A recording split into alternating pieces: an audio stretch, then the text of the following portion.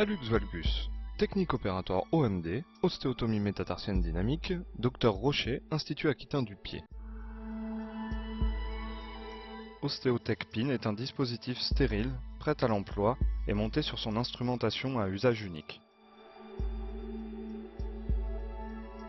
Ouvrir le premier sachet pelable, puis le second et sortir l'instrumentation.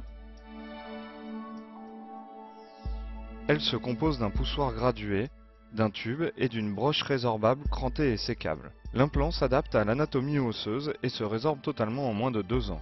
Le dispositif a été conçu pour les besoins de la chirurgie de la main et du pied dans les indications d'ostéotomie.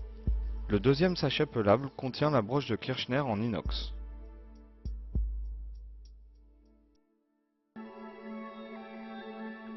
Les causes. Le port d'une chaussure contraignante est un facteur congénital dans 75% des cas. La préparation du pied. Ces opérations sont communes pour tous les types d'hallux valgus. Avant toute intervention, incisez la peau et la capsule articulaire au scalpel pour libérer les sésamoïdes. Ces petits os sont des vestiges de ligaments calcifiés, ils se trouvent dans l'épaisseur de la capsule. Pour ne pas les abîmer, utilisez des ciseaux courbes bout mousse.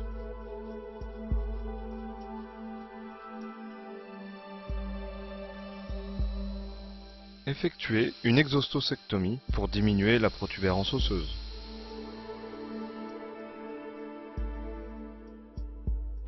Les pathologies. Il existe 3 grands types d'hallux valgus et autant de méthodes pour les traiter. Dans cette vidéo, nous allons voir successivement le cas numéro 1, l'hallux valgus congénital modéré, le cas numéro 2, l'hallux valgus congénital sévère, et le cas numéro 3, l'hallux valgus statique.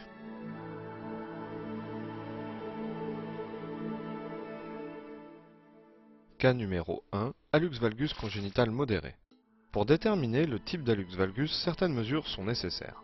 M1, M2 est l'angle entre la diaphyse de M1 et M2, soit 20 degrés.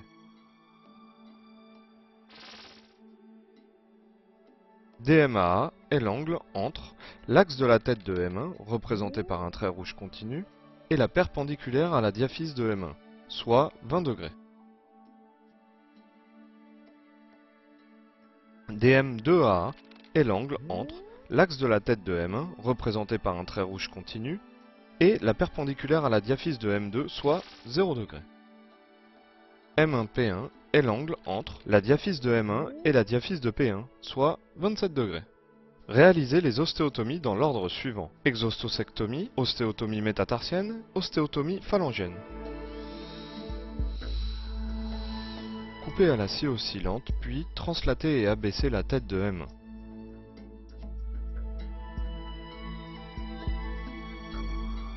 Insérez une broche de 1 mm pour maintenir l'articulation. Effectuez un contrôle radio du placement de la tête de M1. Après vérification, retirez la broche. Fixez provisoirement avec une broche de 1, puis prépercez M1 avec une broche de 2,5. Effectuez un contrôle radio.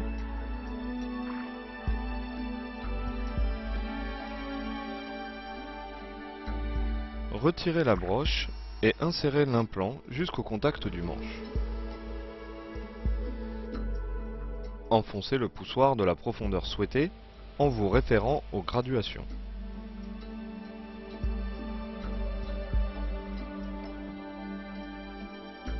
Retirez l'inserteur. Préparez le logement de la seconde brosse en utilisant un axe différent.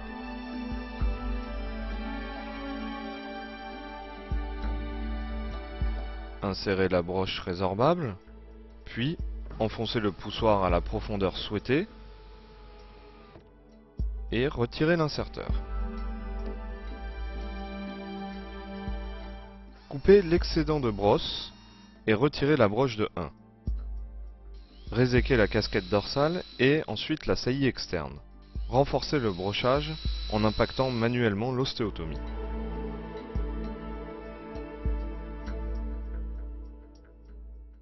L'ostéotomie de la phalange ne se fera que si nécessaire après avoir simulé l'appui. L'ostéotomie de P1 est un geste très fréquent. Elle permet une correction en varus de la phalange et un meilleur alignement de P1 et M1. Mettez une broche dans la phalange selon la technique de pose précédente, puis impactez de nouveau les ostéotomies. Cas numéro 2, hallux valgus congénital sévère. M1, M2 est égal à 25 degrés.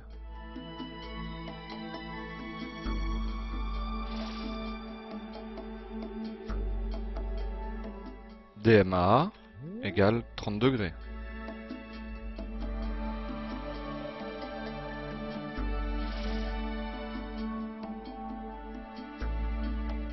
DM2AA égale 10 degrés.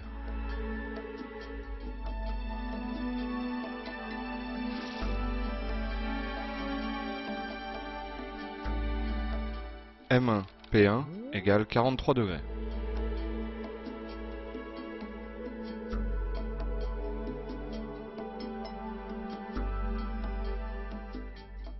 Réalisez une ostéotomie sur 2 plans et retirez le morceau d'os.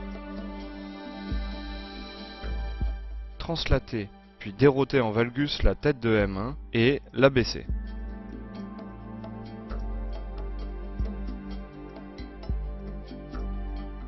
Réséquez la casquette dorsale et la saillie externe.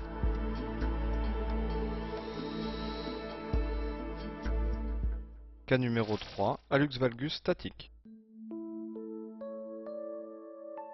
M1, M2 égale 25 degrés.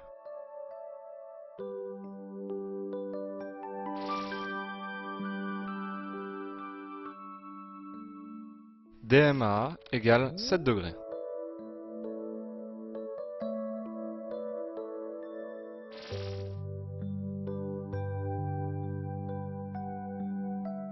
DM2A égale 30 degrés négatifs.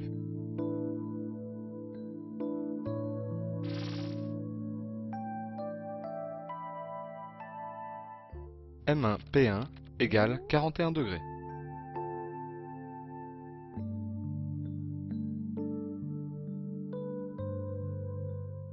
Réalisez une ostéotomie métatarsienne sur un plan et phalangienne sur 2 plans.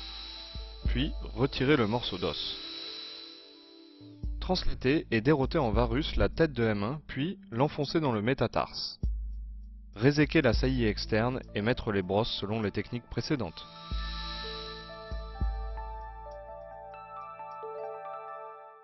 Technique commune. Allongement en cas de brièveté excessive de M1. Relèvement de la première tête en cas de surcharge.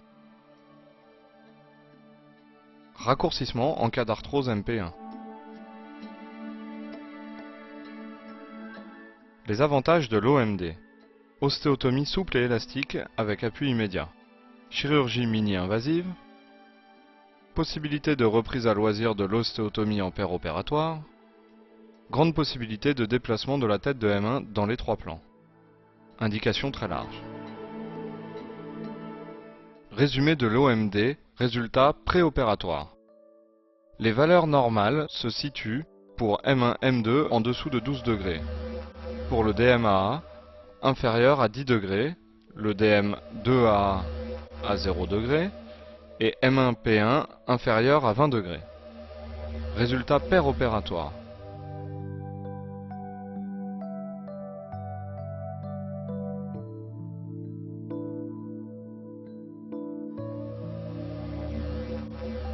Résultat post-opératoire.